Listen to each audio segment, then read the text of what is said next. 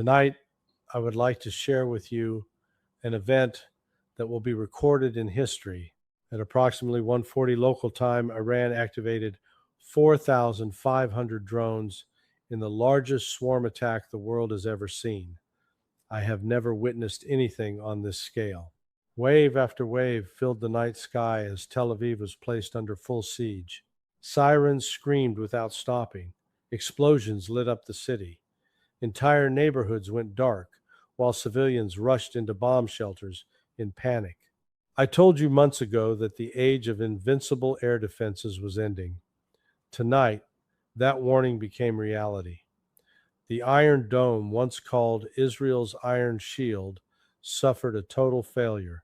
Interception rates dropped below 15% in the first hour. The entire multi-layered system of Iron Dome, David Sling, and Arrow was completely overwhelmed by Iran's massive drone swarm. This was not just another strike. This was a deliberate, overwhelming saturation assault that exposed the hard limits of even the most advanced Western-backed defense technology. I have followed this conflict for years, and what happened tonight changes the strategic balance in the Middle East forever. Hundreds of impact sites are now confirmed across Tel Aviv, Haifa, and critical military installations. Airports are closed, highways are paralyzed. The psychological shock to the Israeli population is immense. For too long, we were told that superior technology alone could guarantee absolute security. Tonight, I bring you the raw, unfiltered truth. That illusion has been shattered by 4,500 Iranian drones. This is the night the balance of power in the Middle East shifted permanently. In the next 35 minutes, I will break down exactly what happened tonight with unflinching clarity. I will answer the three critical questions everyone is asking right now. First, how did 4,500 Iranian drones completely overwhelm and paralyze Israel's multi-layered air defense system, including the legendary Iron Dome, in just a few hours? Second, what advanced technologies and swarm tactics allowed Iran to achieve this historic breakthrough? And third, with Tel Aviv under siege and the Iron Dome in total failure, how will Israel and the United States respond? What does this mean for the future balance of power in the Middle East and the world? This is not speculation. This is the raw operational truth. Stay with me as we dissect one of the most significant military events of our lifetime. To truly understand the magnitude of what occurred, we must examine the sequence of events with clinical precision. For weeks, Iranian forces had been preparing in silence. Satellite imagery later revealed a massive, coordinated logistical effort across multiple provinces in Iran, as well as forward positions in western Iraq and southern Syria. Thousands of drones, many transported on civilian trucks and hidden in underground facilities, were moved into launch positions under the cover of routine military exercises. I can tell you this was not a hasty decision. This was a meticulously planned operation, months in the making. At 23:15 local time, Iran initiated the first phase, a sophisticated electronic warfare campaign. Using advanced jamming systems and GPS spoofing technology, Iranian operators began flooding Israeli radar networks with false signals. This was not crude jamming. It was precise, frequency-hopping disruption, specifically designed to degrade the performance of Iron Dome's detection and tracking radars. Within minutes, Israeli air defense operators reported severe degradation in target discrimination accuracy. Then, at 1:40, the main assault began. Iran launched approximately 4,500 drones in 9 carefully sequenced waves over a 5-minute period. The timing and composition of each wave were engineered to exploit the known weaknesses of Israel's multi-layered defense system, Wave 1 and 2. These consisted primarily of low-cost decoy drones. Their job was simple but devastatingly effective: to saturate the system and force Israel to expend its expensive Tamir interceptors.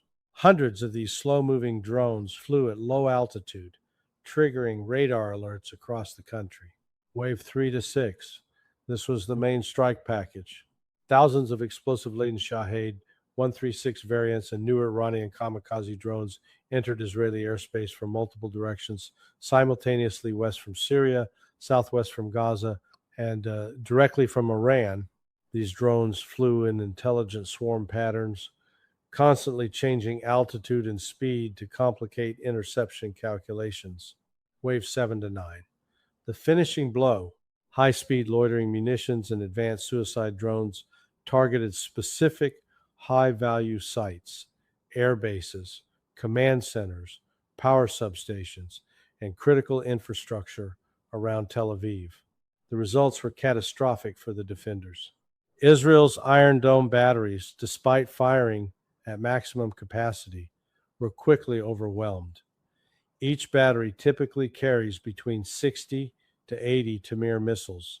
Once those were exhausted, operators had no choice but to rely on David's sling and arrow systems, which were never designed for this volume of low-cost, low-altitude threats. Interception rates, which normally exceed 90% against rockets, collapsed to below 15% during the peak of the assault. I must emphasize this point. The Iron Dome did not fail because it is a bad system. It failed because it was never built to handle a massed drone swarm of this scale. The mathematics were simply impossible. Israel was forced to make agonizing choices, which targets to defend and which to let through. By 2:50, Tel Aviv was effectively under siege. Multiple explosions rocked the city center. The iconic Azrieli Towers complex sustained direct hits. Power substations feeding central Israel were struck, causing widespread blackouts. Ben Gurion International Airport was forced to close after several near-miss incidents on its runways. Major highways leading into the city became gridlocked as panicked civilians attempted to flee. In Haifa, the naval port and several military installations suffered significant damage. Reports confirm at least 17 confirmed strikes on air defense radar sites, temporarily blinding large portions of Israel's early warning network. The human cost has been tragic. While official numbers are still emerging, initial reports indicate dozens of civilian casualties and hundreds injured. Emergency services in Tel Aviv described scenes of chaos as rescue teams navigated darkened streets amid continuing drone alerts. What makes this attack historically significant is not just the numbers, but the tactical execution. Iran demonstrated a level of coordination never before seen from a non-state or sanctioned actor.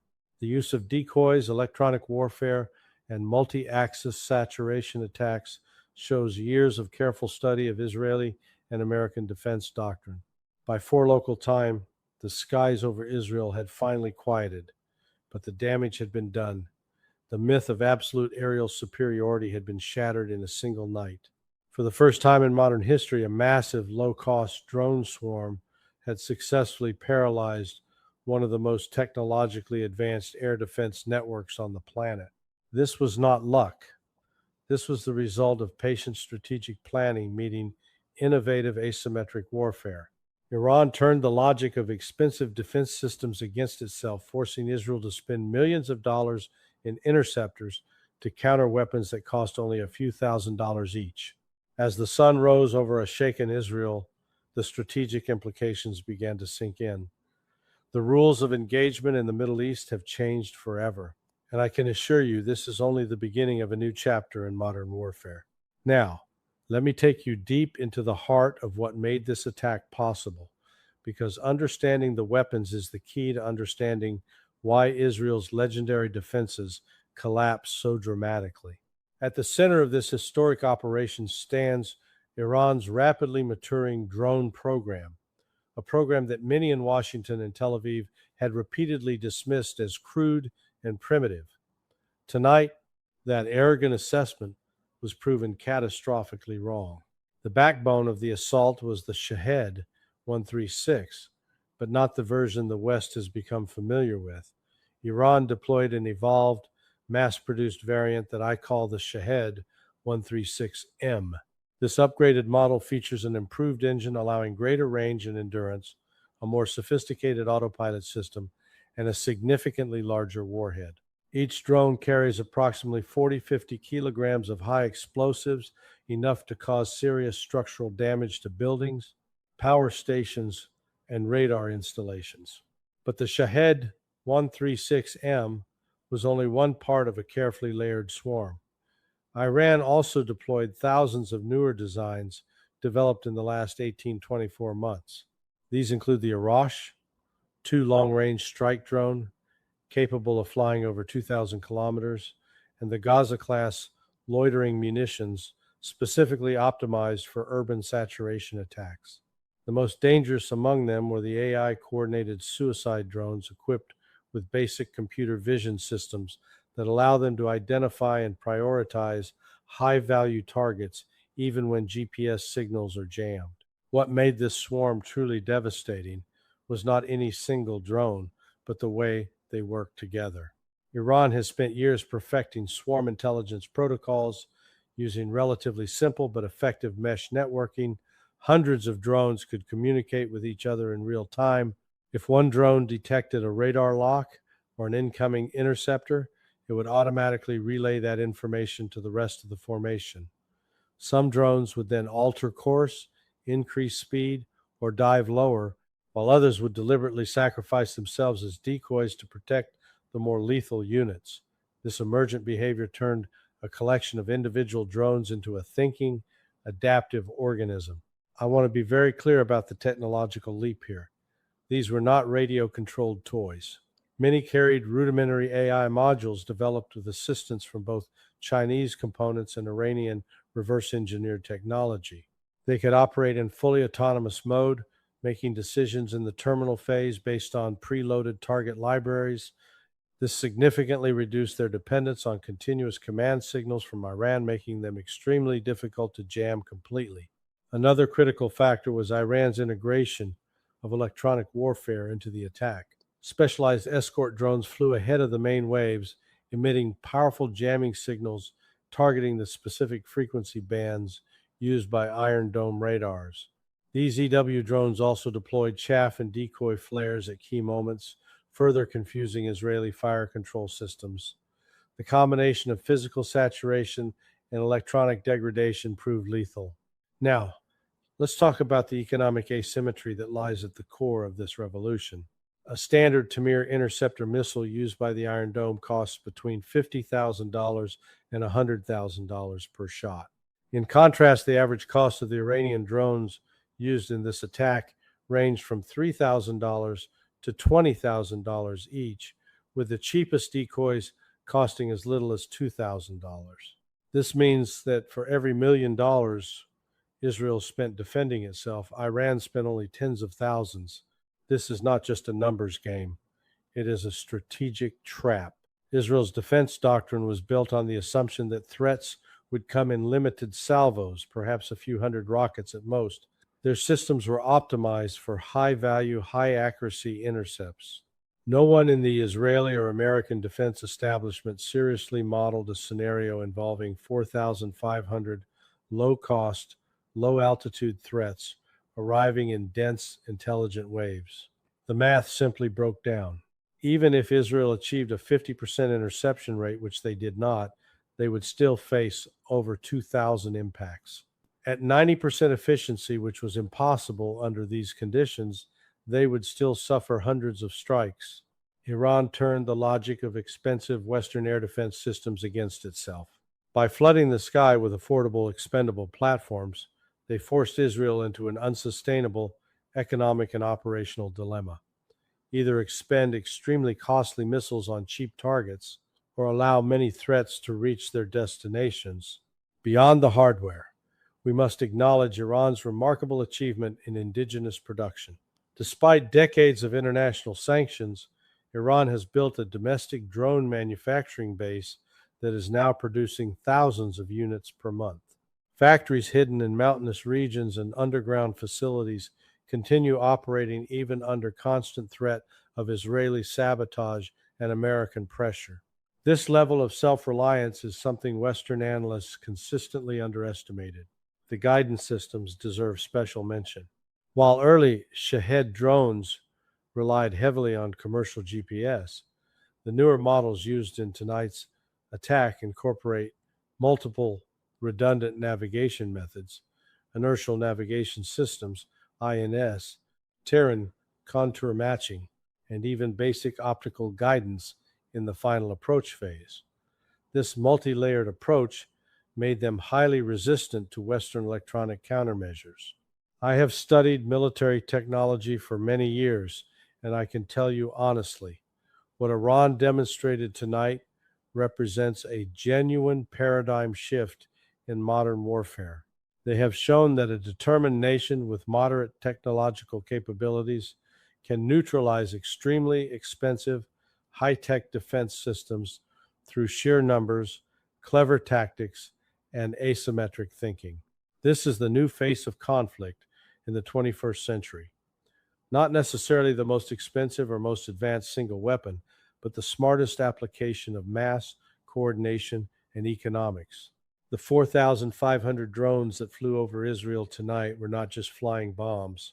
They were the physical manifestation of a new military philosophy, one that values quantity, adaptability, and strategic patience over individual technological superiority.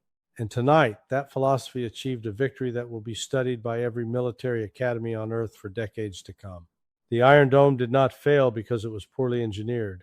It failed because its designers never imagined facing an adversary willing to flood the skies with thousands of inexpensive, intelligent attackers.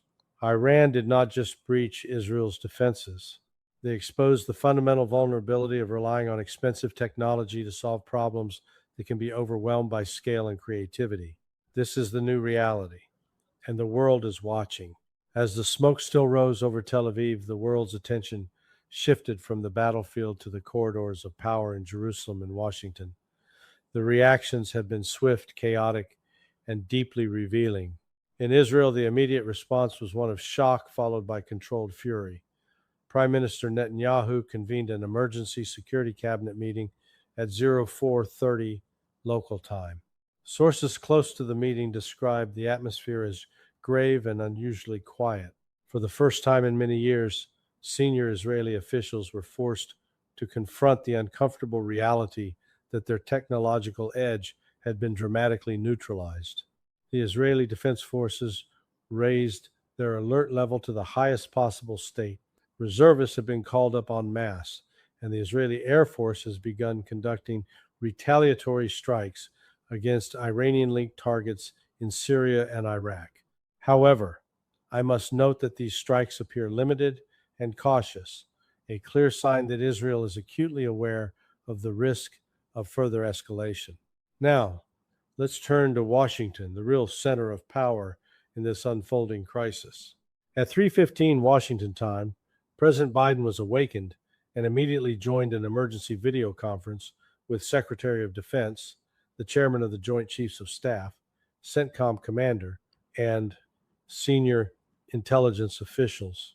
I have been told the meeting lasted over 2 hours and was described by one participant as the most serious strategic discussion since the early days of the Ukraine conflict.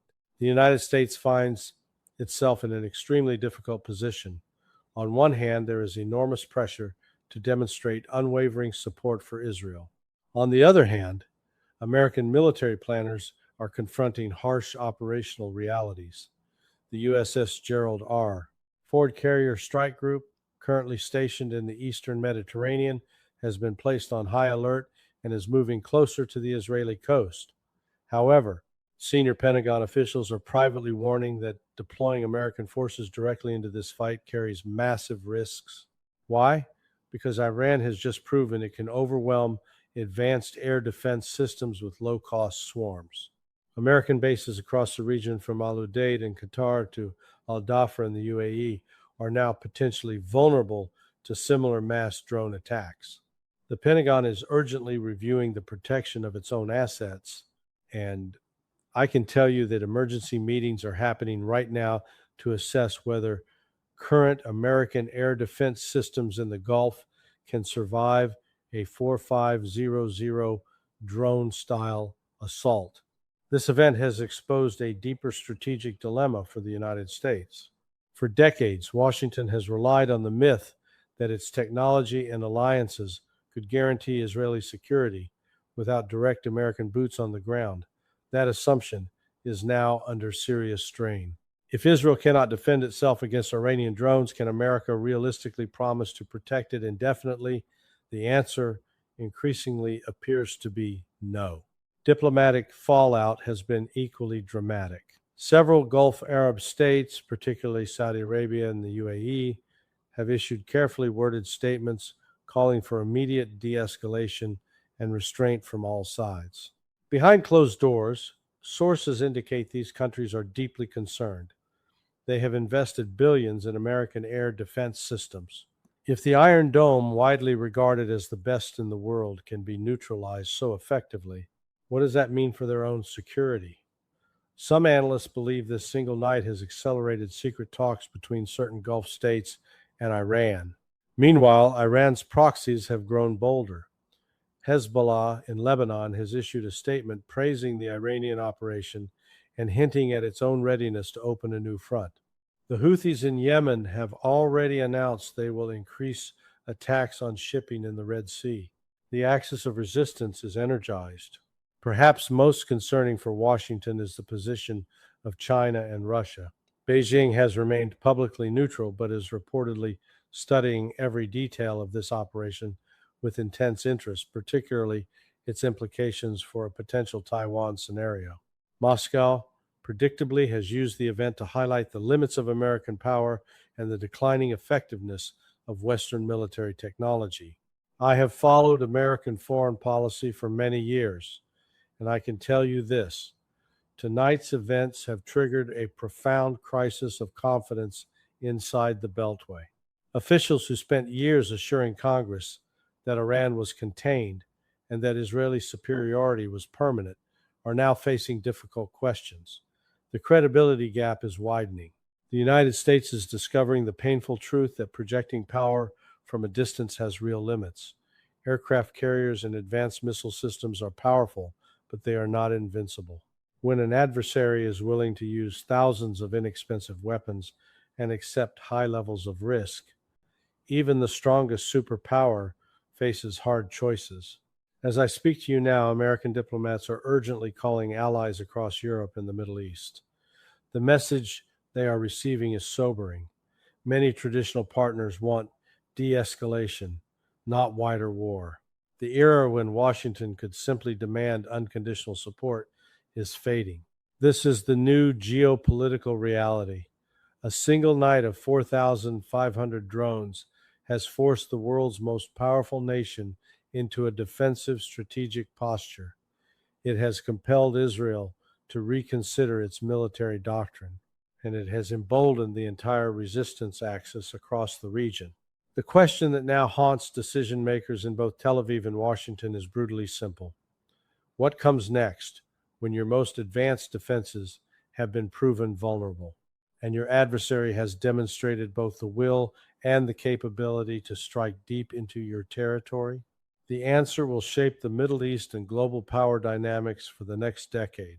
Beyond the drones, the radars, and the economics, tonight's events reveal something far deeper: the power of national will sustained over decades. I have studied conflicts for many years, and I can tell you this: technology alone does not win wars. Resolve does. And in this regard, Iran has demonstrated a level of strategic patience and national determination that few nations in the modern era can match. For 45 years, Iran has lived under the most comprehensive sanctions regime ever imposed on any country. Assassinations of its scientists, cyber attacks on its infrastructure, constant military threats, and economic warfare designed to break its people. Any lesser nation would have collapsed or surrendered. Iran did not. Instead, it doubled down.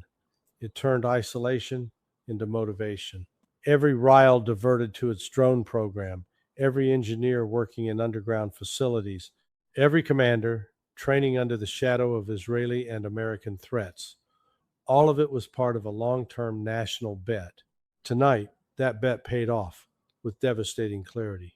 This is what I call organic power, power that has grown from within, rooted in national will, self-reliance, and a clear sense of purpose. Iran did not beg for advanced technology from foreign powers.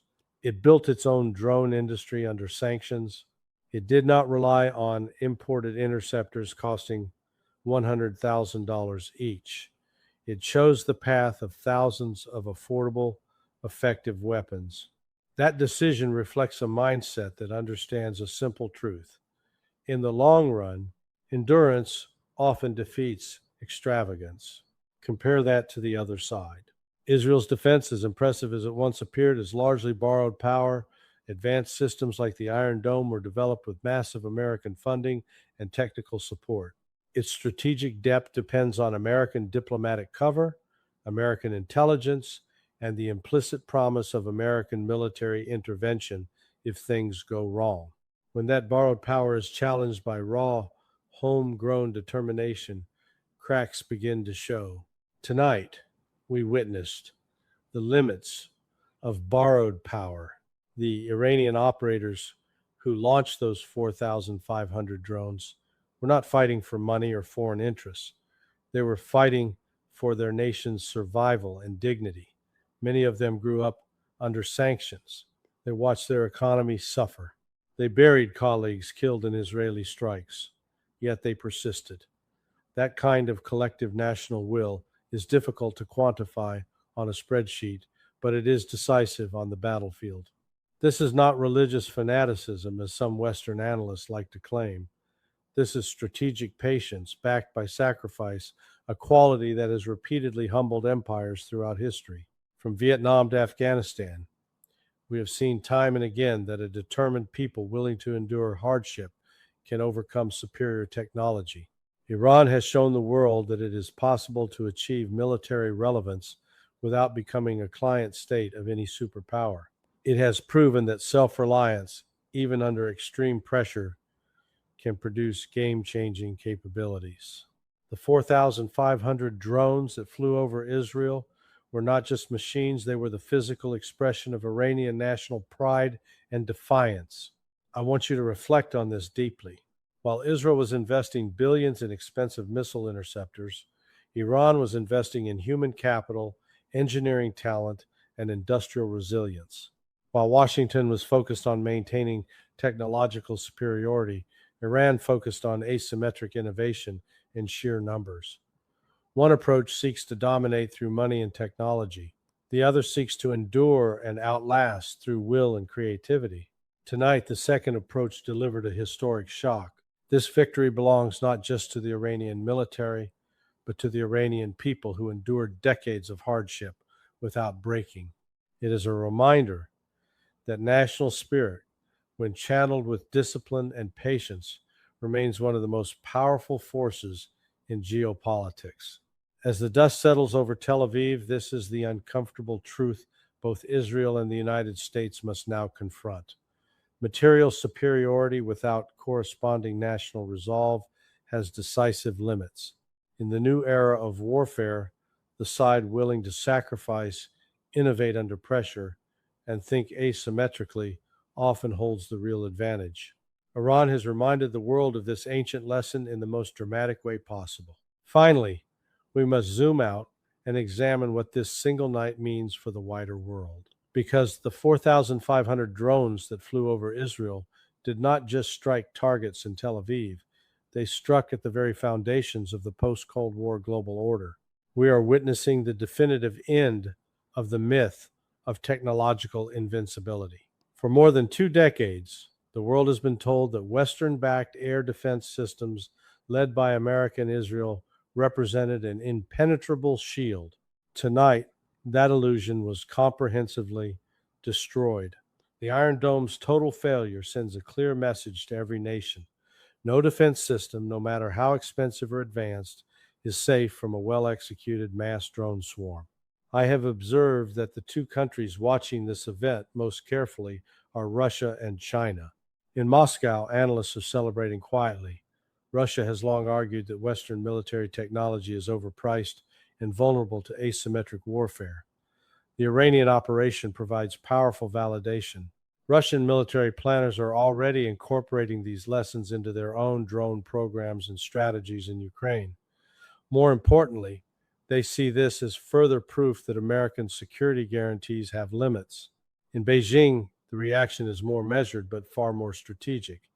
Chinese military academies and think tanks are studying every detail of this operation in real time. The lesson for Taiwan is unmistakable.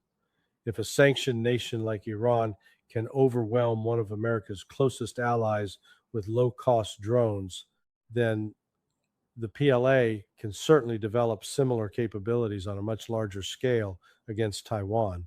This single night has likely accelerated China's timeline and confidence regarding cross-strait scenarios. Across the global south, governments are updating their strategic calculations. Nations that once assumed American air power and Israeli-style defenses were unbeatable are now reconsidering their alliances. Several countries in Africa, Latin America, and Southeast Asia have already reached out to Iran for drone technology cooperation. The era of cheap, effective drone swarms as tools of the weaker side has officially begun. This event accelerates the transition toward a genuinely multipolar world. The post-1991 order was built on three main pillars: American military supremacy, the reliability of U.S. security guarantees, and the superiority of Western technology. In one night, all three pillars have been visibly cracked. The psychological impact cannot be overstated. For decades, many nations accepted American dominance partly out of fear that resisting Washington would invite overwhelming military superiority. That fear has now been significantly reduced. If Iran can strike deep into Israel with relative impunity, then other nations will feel emboldened to challenge American interests in their own regions. We are entering a more volatile, more fragmented international system. Alliances will become more fluid. Countries will invest more heavily in asymmetric capabilities rather than trying to match Western military spending.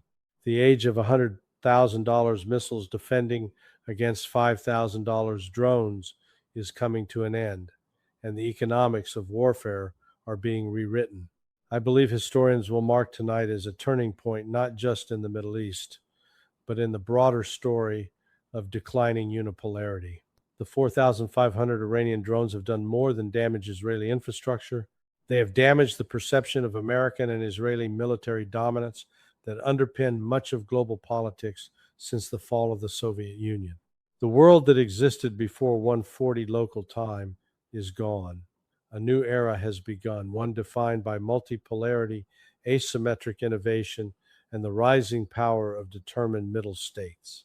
This is not the end of American influence, but it is certainly the end of American invincibility. The balance of power has shifted, and it will not shift back easily. In conclusion, tonight was not merely a military setback for Israel.